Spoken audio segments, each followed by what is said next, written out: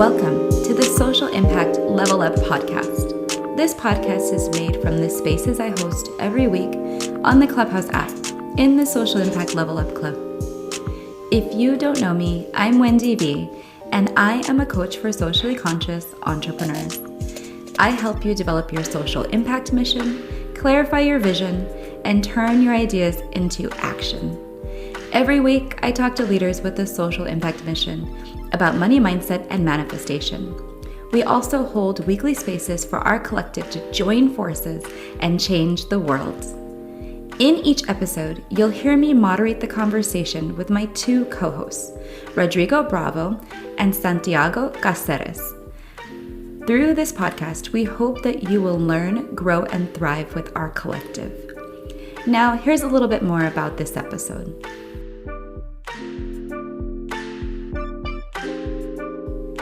In this episode, you'll hear us talk about 4 common abundance blockers. This is the first of 2 episodes where we talk about 8 in total. Today, we'll discuss mindset, limiting beliefs, self-image, and emotions. These are 4 very common abundance blockers, and with this discussion, I hope that you'll have skills and ideas of how to overcome them. Today we're talking about manifestation blockers. And so I usually do some sort of pre-reading for the rooms, mostly because a lot of this stuff is stuff that I'm working on as well. And I noticed that this weekend in particular, like with how much traffic and noise was going on with Black Friday, Small Business Saturday, and Cyber Monday, it's just really hard to know if anybody's even seeing the things you're putting out.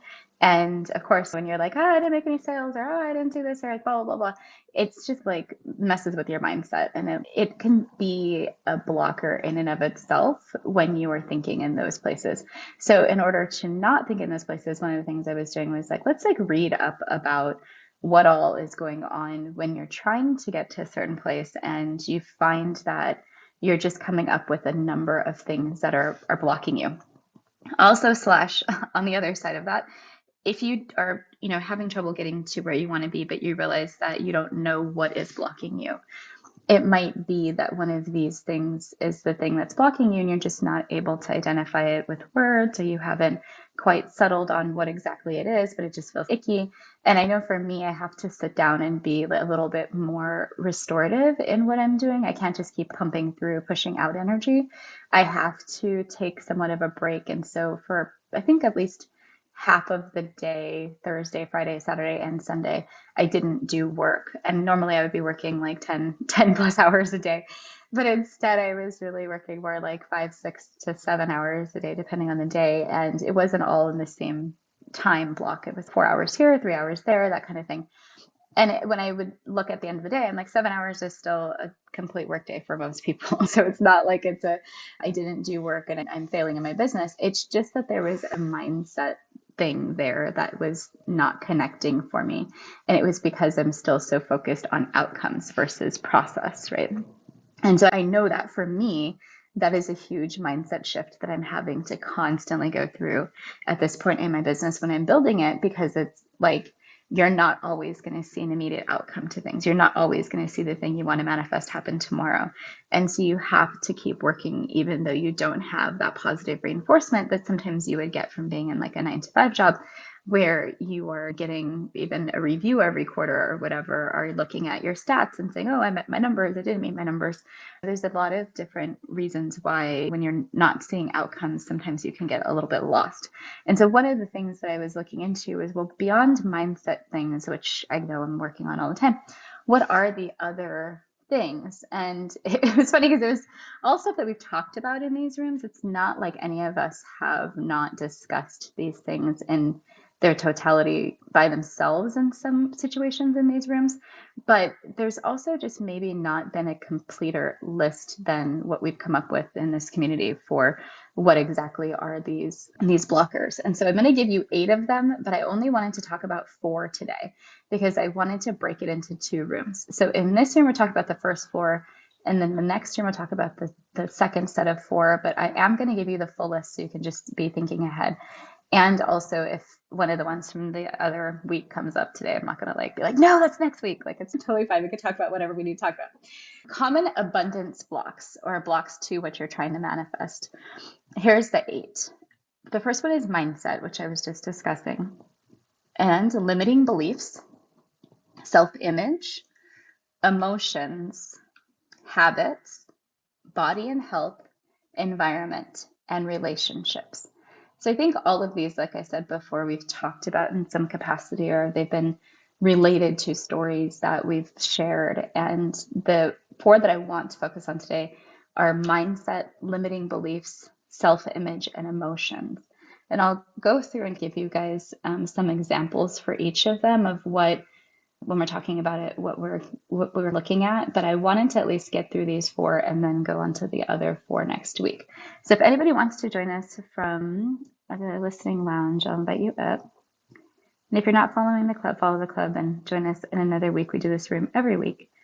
Eventually I'll ping some more people in because the system is still telling me. So yeah, so mindset, I think, is the first one to talk about that we usually talk about. We think we've done some work around fixed versus growth mindset, but I don't think I've done an entire room on it. I can't remember. And so fixed mindset, as I think I've explained before, is really where you're not looking at any kind of growing, changing, and you don't really think about challenges in a way that's, you learn from them, just fixed in this place. The growth mindset is where you're really thinking about, and I think I did this in the last room or one of the last rooms, how do you learn from those challenges? How do you move forward? How do you keep growing and learning and incorporating new things? And so there's different kind of patterns that you follow when you're in a fixed versus growth mindset. And the next one is limiting beliefs. And the article I was reading had some interesting things to say about all 3 of the next ones: limiting beliefs, self-image, and emotions.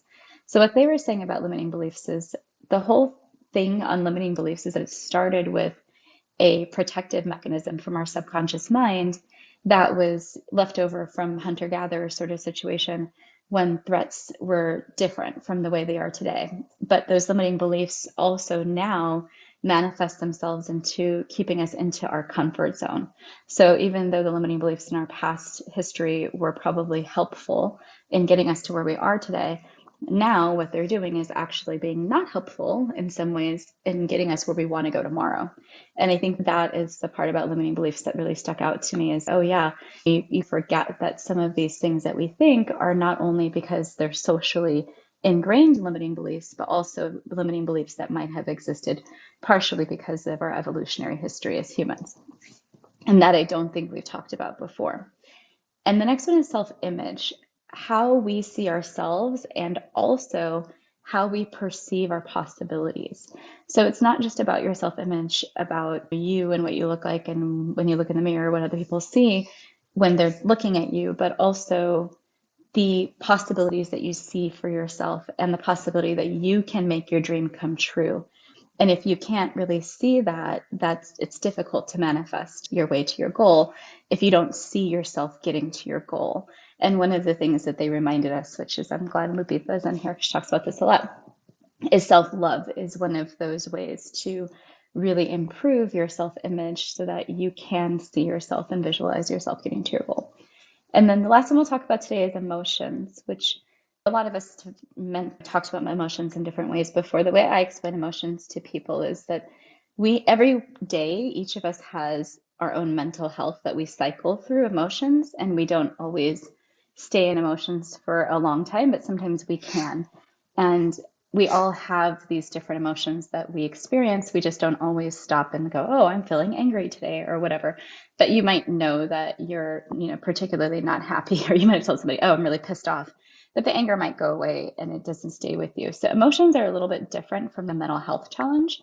A mental health challenge is something that might not be quite a mental illness, but that is a little bit more pervasive than just an emotion. So it's something like we're talking about anxiety or depression or things like that. So you can have emotions can range in a pretty big range, and they also can lead to a mental health challenge. So what we're talking about in this context is just your kind of those temporary emotions that you experience throughout the day.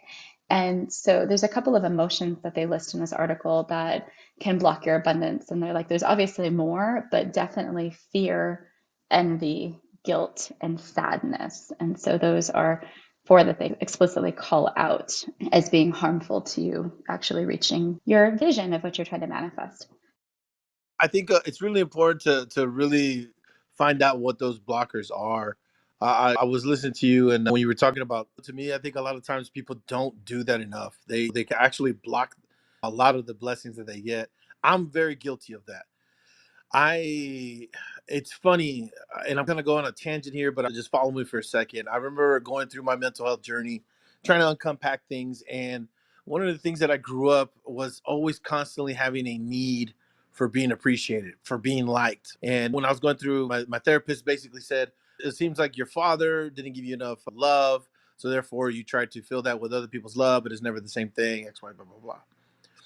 And so I developed some very negative things with that. And so now I'm going through a phase where I know that I do need appreciation, but I also know that appreciation taken the wrong way or for the wrong reasons or for validation, when that doesn't come from myself, is an unhealthy thing for me. And so there's a balance there. And I think it's really critical when we find out what those balances are that we need. What are those blocks that we have?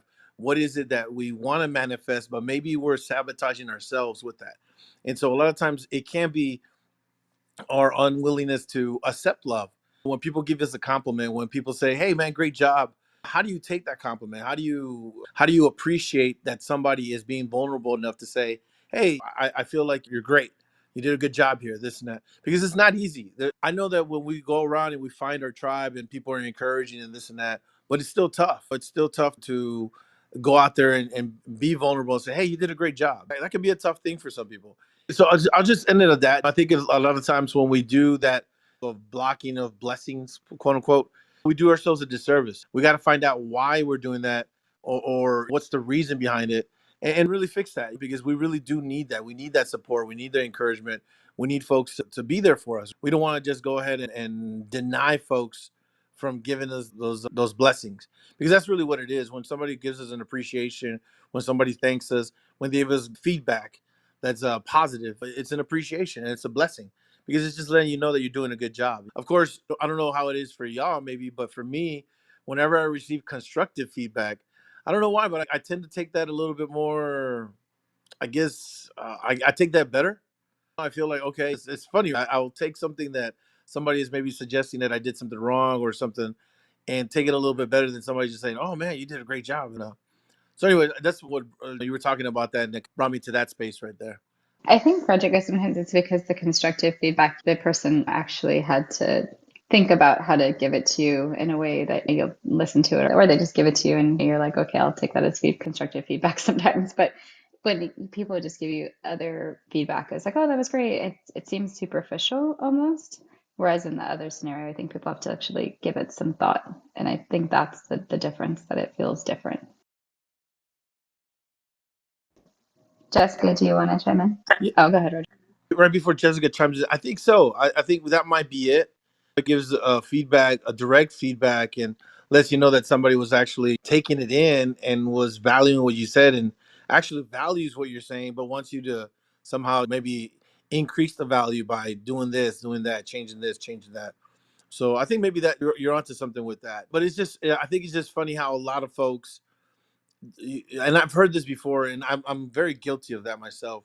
Somebody will say, for example, somebody will tell me, like, "Hey man, great job yesterday with XYZ," and I say, "Oh yeah, no, the team did a great job doing this, doing that." And it's a deflection. It really is a deflection. Now I have my own reasons for doing that, but sometimes I think there'll be times when people, myself included, we deflect too much. You know what I'm saying?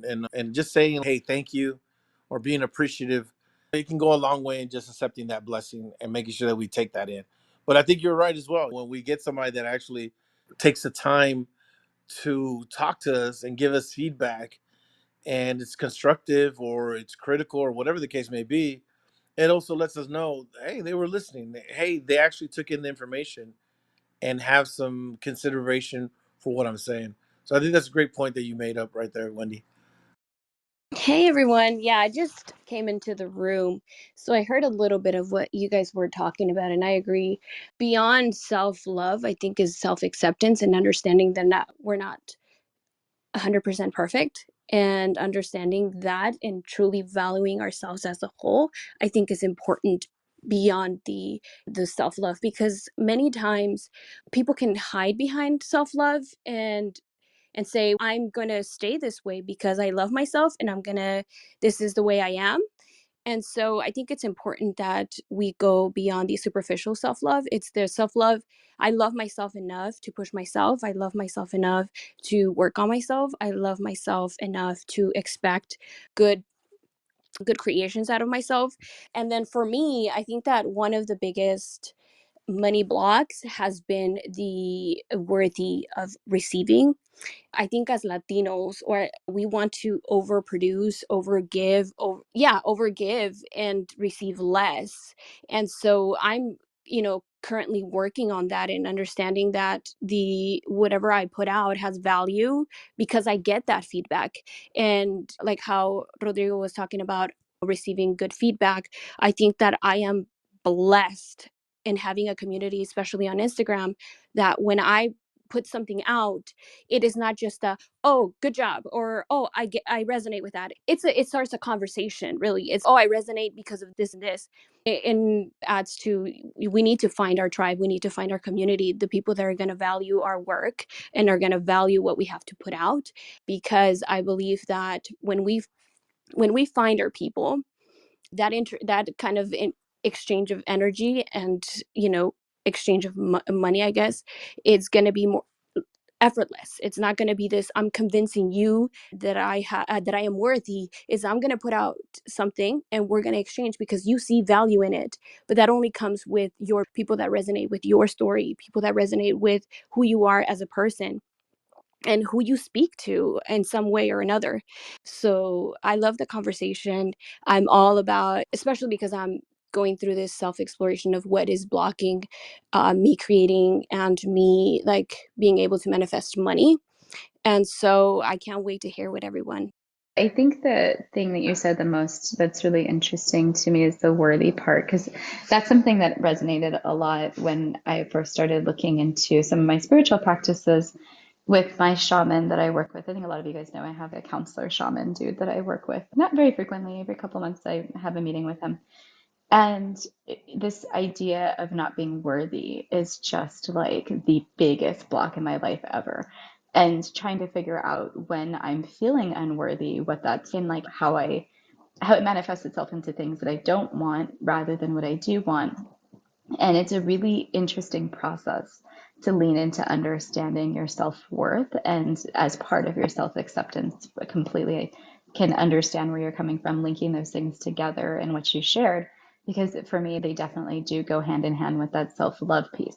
And in some ways, when I'm trying to do the self-love work, it really comes down to the self-acceptance and the self-worthiness. And so I love what you shared, Lupita, and welcome. So we're talking today about things that block you from what you're trying to manifest in your vision. And I shared that there's some mindset things in there, there's limiting beliefs, self-image, and emotions that are part of some of the reading I was doing. And then we've added to that some pieces around self-love and self-acceptance and self-worthiness and giving and receiving constructive feedback, and also how do you not deflect but actually receive, and then how do you connect with people in a way that's deeper and starts deeper conversations. So that's where we're at today. Do you have anything you want to add? Maybe I can add a little bit about the narratives that many of us, if you don't come from money or you don't come from families who had had a lot of money flowing around in ways that felt like surplus, how sometimes the stories around who has, who doesn't, block us from embracing moments and opportunities that provide surplus for us. And I'm thinking for myself specifically. I remember when I went into undergrad. So this was a long time ago. I was in undergrad, and I was not afraid to be there. And but the more I was there, and the more comfortable I became, the more afraid I stayed. I stayed away at college, so I wasn't even home at all.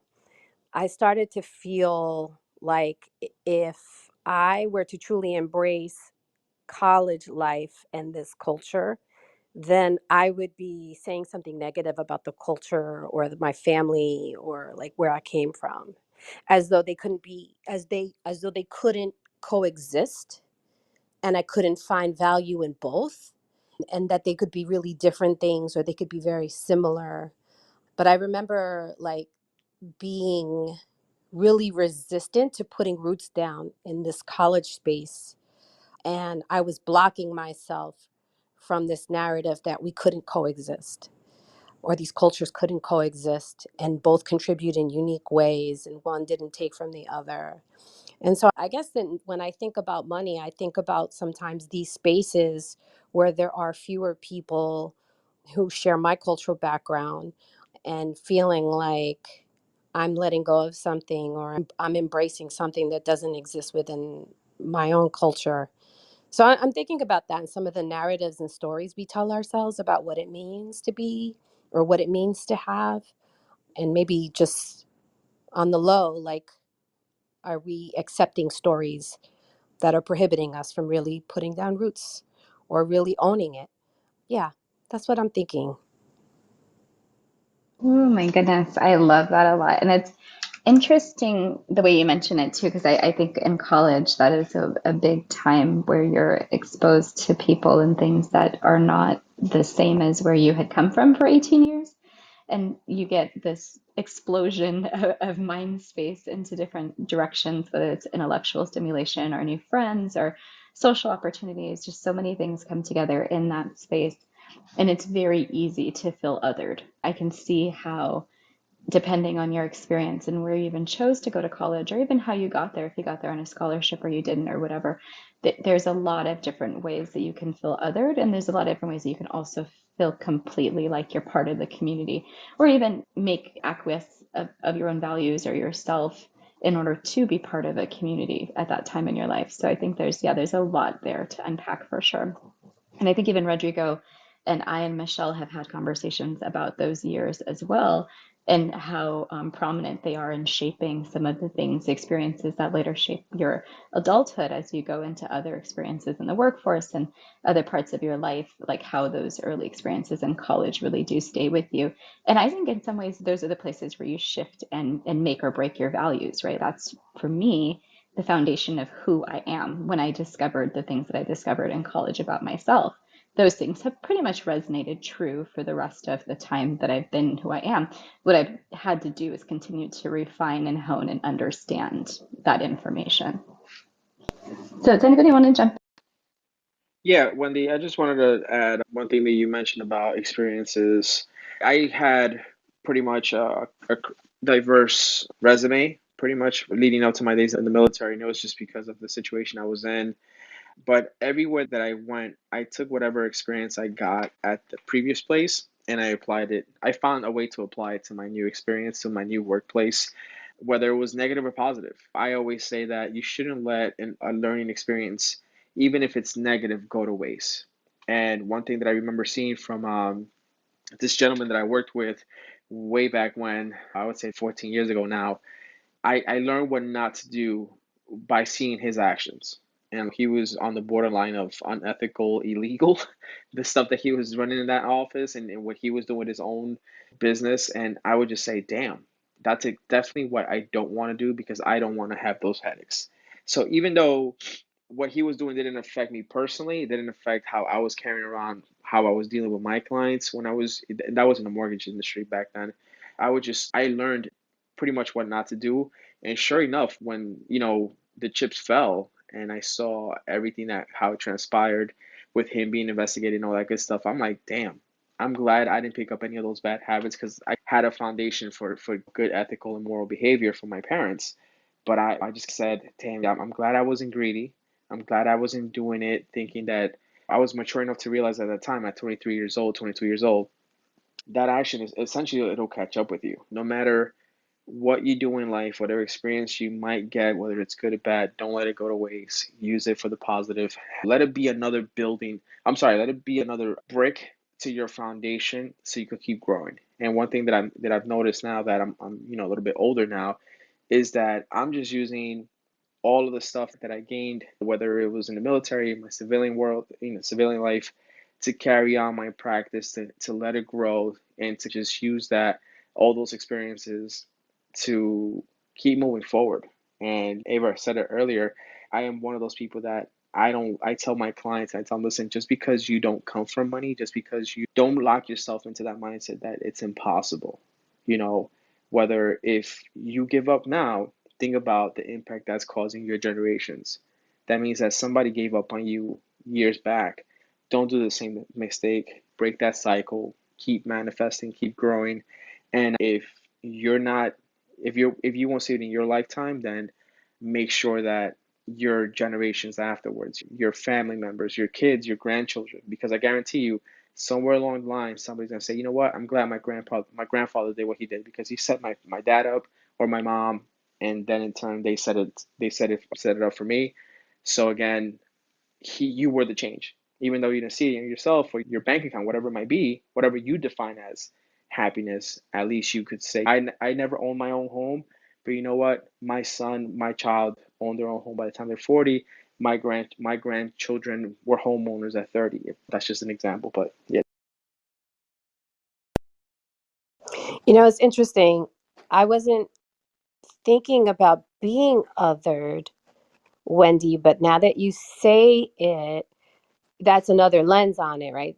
The lens that I was thinking of is like all the while when I'm in this experience, I'm noticing the no, not the yes. Like I'm noticing what pulls me apart or what feels so different from my culture that I'm the one putting roadblocks in from the opportunity and not seeing opportunity as though I'm like leaving one area for another or I'm like truly leaving my neighborhood for this other neighborhood and making a preference, just as an example. And I think that's a story that looms within many people and communities, but particularly I connect to it by somebody who grew up public assistance at times and didn't have a lot of surplus growing up. And so there was lots of stories about people who did have money and them being greedy or them being a certain kind of way. And so like I had to let go of that and really embrace some of the things that were positive, not about having money, but like positive about college experience, college about learning about people and not being so judgmental and critical of people who had a different lifestyle than my Brooklyn based examples that I grew up with.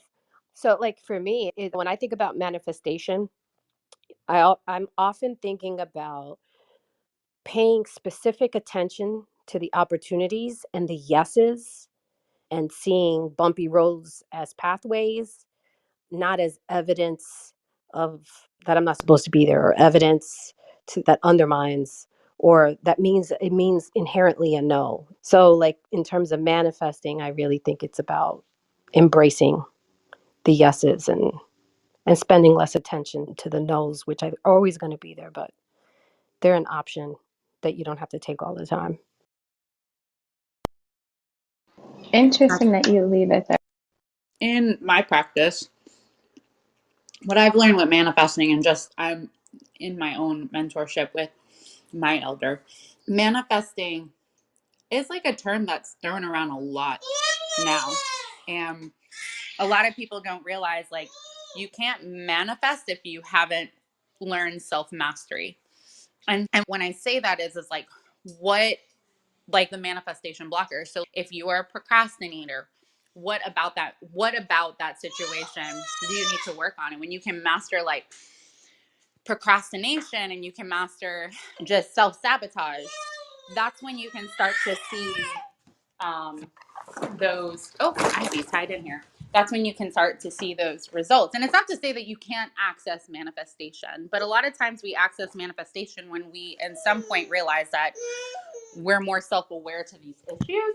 And so I think for me, one of the things that I've been working on, because I am like skilled at self-sabotage, is doing it even if I don't believe that something will come of it. Because I'm like, for instance, like I was writing the blog post and I'm like, who the hell is going to read my blog? But then I also realized like I have that same mentality when I do my rooms. And when I talk about things and I'm like, who's going to listen to me talk about periods and womb health? Because who cares about that stuff?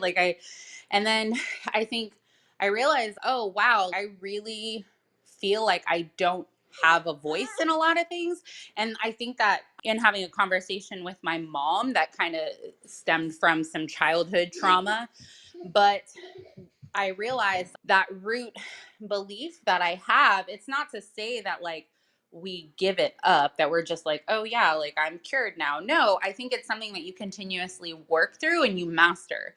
And I think that's why I love shadow work so much, is because it focuses on your triggers and you learn how to maneuver it. And it's like home court advantage almost, right? So like you learn how, like the courts and how, where they dip and all that other stuff, and then you're able to optimize your game accordingly. And so I think that's really important, is like when you master yourself, you're giving yourself that home court advantage when it comes to things like self-sabotage and procrastination, because it's your weakness, so that it'll make you not show up your 1000%.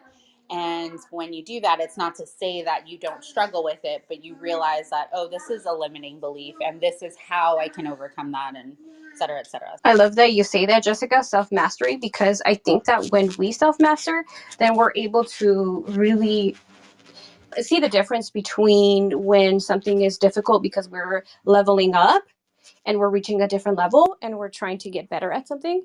And then when something just doesn't resonate and it's not an opportunity that we should pursue.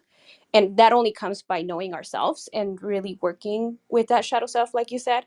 It is like that moment of, wait, hold on. How do I navigate this? And so one of the things that I've been noticing about myself is since learning my human design and being a little bit more versed in what that looks like, I now have a little better understanding of when things are not sitting well with me and what that feels like for me and where that comes from. And I have a better understanding of how my body makes decisions that then my mind can follow and ultimately is the better way for me to make a decision. So each of us has a human design. If you don't know anything about it, feel free to send me a back channel and I'll send you some information on how to pull your chart. But you do need somebody to actually interpret it for you because it is not intuitive at all. But one of the things that I've learned is that I have a defined sacral authority, which means that for the way that I make decisions, I have to actually wait until the emotion has passed and then make a decision. And the decision is based on what my intuition tells me. But I can't clearly hear the intuition until I've gotten out of the emotional space. So if I'm trying to make the decision while I'm still in the emotional space, it's not going to work for me. If I try to make a decision too quickly and I don't wait a bit, that'll most likely be a decision that's made on impulse, which might not be the real decision I should have made. It might actually be the worst decision possible. And so for a long time, had been always thinking about, then what are these emotions and how do I know when I've gone through the ride? And is it like an hour sort of situation or a 2-day sort of situation? And there really isn't an answer because it's different for all of us. It's also different depending on what emotion you're experiencing and how long it lasts and that kind of stuff. But since emotions was part of this, I think I want to share that even in understanding yourself with tools like astrology or human design or whatever, you still have to do the work, like Jessica and Levita are saying, of understanding yourself and understanding what it looks like for you. Because people can tell you, oh, here's a roadmap, here's a shortcut, here's a whatever, and give you tools and give you information, and you'll take it and try to apply it. But the problem is that when you're trying to apply it, if you really don't know yourself, it becomes less applicable and more just like a generalized astrology horoscope sort of situation in the back of a newspaper where you're like, oh, thank you, Chinese fortune cookie, for this information. But really, what you are trying to look for is how does that translate into your life? So, with human design, and for me, in learning it and learning how to read charts, it's really translated more into me understanding how I relate with other people and how I can give them my energy and in a way that they're going to be able to receive it better. And I think that has been the important connection in terms of business, of how to relate to people with the energy that I have available, because I don't have infinite energy. It's like none of us do. But I have to also understand that means that when I'm having certain emotions, say like an emotion about a contract with a client, I shouldn't be making decisions when I'm in the emotional space. I should wait a minute and then respond to whatever email, blah, blah, blah, that came forward, because I might be making a decision that isn't really truly based on what I want when I'm in that emotional space. I wanted to say that I too am in my, I think, what did you say? It's like, I'm not big on human design. And when I say not big, I'm not well versed, but I have the same thing where I always wait for the emotion to subside before I make a decision. I've always been that way, even when I was like a little kid. And it's actually interesting that, yeah, my child kicked me out of the room. She's, shut up, mom. No, I'm just kidding. But even as a parent, I pulled up my charts, like the astrological charts for my kids, because it's a form of conscious parenting so that I know how I can respond to them, even in my own self and my own tics and whatnot, because they're going to respond differently when I am more aware of them because I'm aware of myself. I've also learned that's how I can approach business, because the way that astrological charts work is like everything sits in a different house. And so certain things we thrive better in when we have an understanding of it. It's starting a business. It's basically like an IKEA manual. It doesn't make sense if you don't read it through. So for me, I think having that understanding, I had somebody break down a human design chart and I learned that about myself too. And I was like, oh, that's interesting, because I thought I was weird because everybody around me, like my mom, my best friend, they all act on emotion and I'm the opposite. I'm like, I'm going to wait. I'm going to make sure I'm not like going crazy because I don't want to regret my decision because I was acting on emotion, which has worked out well for me. But also that goes hand in hand with the fact that I've been exploring what things make me tick and what things make me thrive. And It, It's funny you say that because I'm the complete opposite. I feel like the best decisions or the best times that I've created great things in my life have been out of something that just feels like a fire inside me and I just do it because and now that you're talking about that, it is something that I've been working on because I can be a little too impulsive. And as a businesswoman, as a parent, and as just trying to figure myself out, it's not the greatest, especially if I'm trying to do something that needs like really a good head on my shoulders. I need to, what's it called? Think things. Yeah, and so it's interesting when you, and I Olivia, I just sent you a message. We should totally do your chart. It's not everyone processes their energy in the same way. And so, what human design, one of the things it helps you understand is when you're in the balanced expression of yourself or when you're imbalanced. And it's a little different from a balanced, imbalanced chakra in that you're using your energy in an imbalanced way. So it's not that the energy flowing through you is imbalanced, which is a slight difference. It's that the way that you're using your energy is not in the most productive, balanced way that it could be. And so for some of your traits, they're actually dictated in human design, kind of explains them in these, they're called gates and channels. And sometimes in those gates, depending on how you have it expressed, you might actually over express that trait. So you might be over compulsive when you're making decisions and make decisions rationally or irrationally in the emotional state.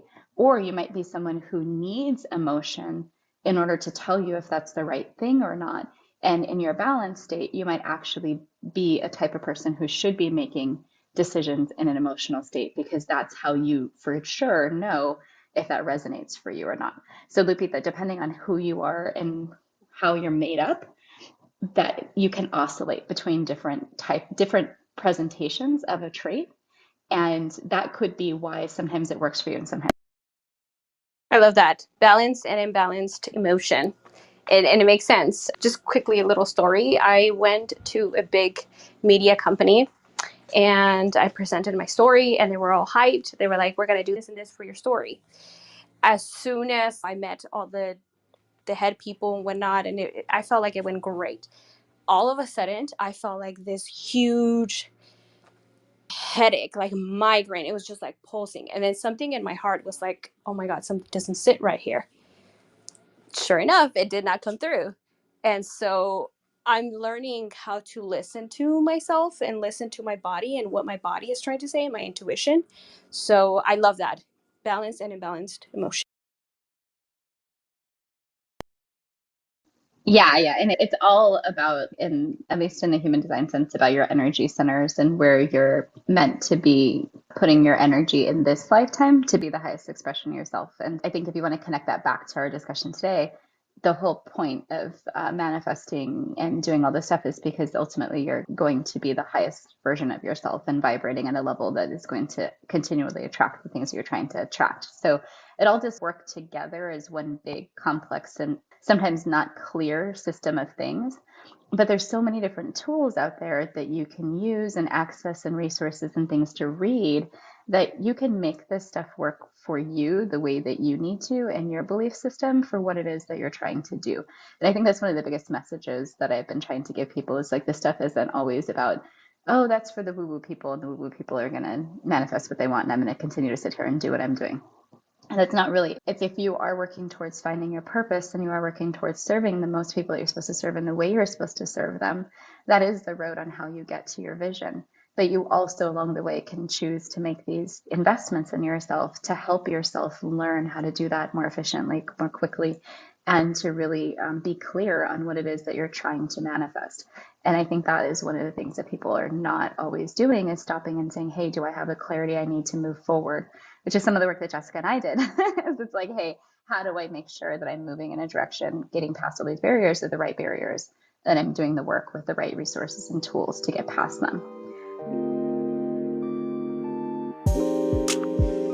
Now that you've joined our community by listening to this podcast episode, I want to welcome you to participate in a conversation with our collective very soon. If you're not on the Clubhouse app, you can connect to me on any social media platform as Wendy Veloz, Veloz. I'd like to thank everyone in our community who participated in this episode, and especially my partners in crime, Santiago and Rodrigo. Until next episode, keep changing the world.